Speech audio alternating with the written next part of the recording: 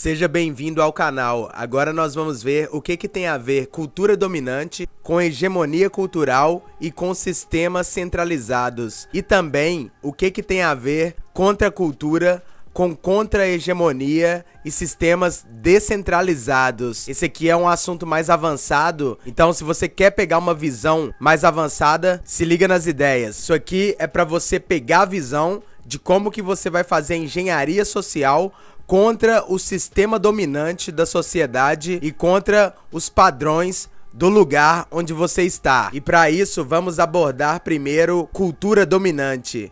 A cultura dominante é o espaço institucional, estratégico, totalizador e dominante daqueles que detêm os meios de produção cultural. Por exemplo, o aparato do Estado e os governos, as grandes empresas internacionais e nacionais, as empresas tradicionais de meios de comunicação e de mídia e as celebridades. E que a verdade seja dita, a cultura dominante é isso daí que você vê na televisão.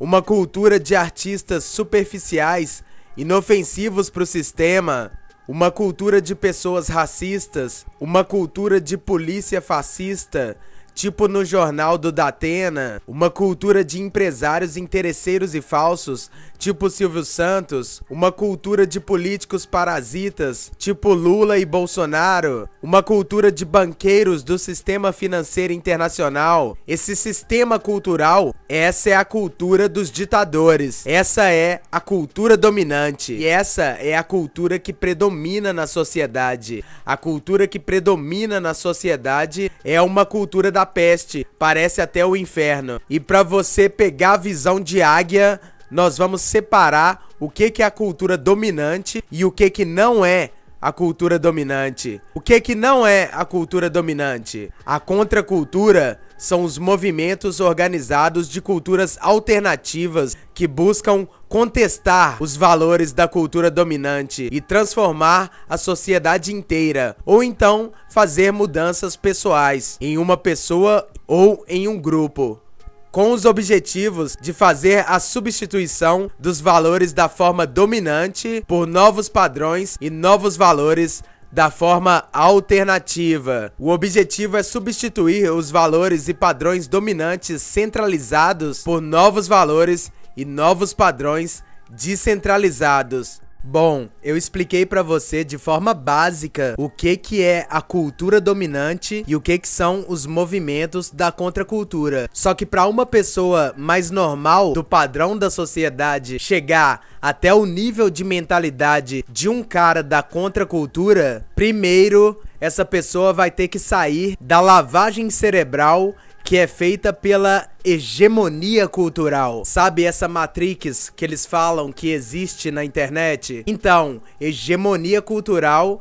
é praticamente a mesma coisa. E existe um grande problema nessa história. Um imenso problema. O problema é que a maioria das pessoas da sociedade nunca saiu dos padrões da hegemonia cultural. Nunca pensaram fora da caixa. E a maioria das pessoas estão completamente dominadas por essa hegemonia. E quando você faz uma analogia entre a Matrix, do filme do Matrix, a Matrix dessa subcultura da internet, a hegemonia cultural e a cultura dominante, você percebe que tem muito nexo que faz sentido, que existe uma lógica. Veja bem, o Blue Pill é a pessoa que é dominada por essa hegemonia cultural. E o Red Pill só pode ser a pessoa que tem o pensamento contra-hegemônico e faz parte desses grupos e movimentos da contracultura. No próprio filme do Matrix,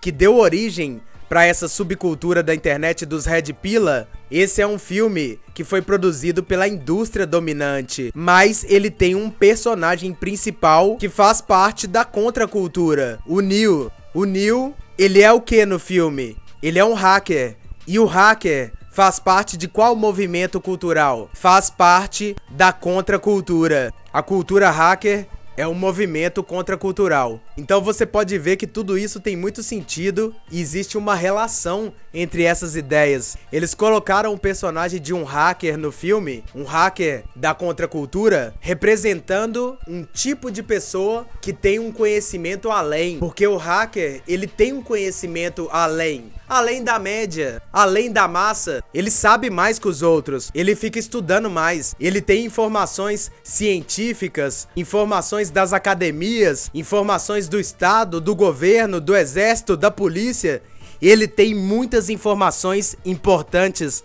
Por isso que o filme mostra esse hacker como aquele cara merecedor do conhecimento, merecedor de ser iniciado nos conhecimentos mais obscuros e secretos sobre a realidade.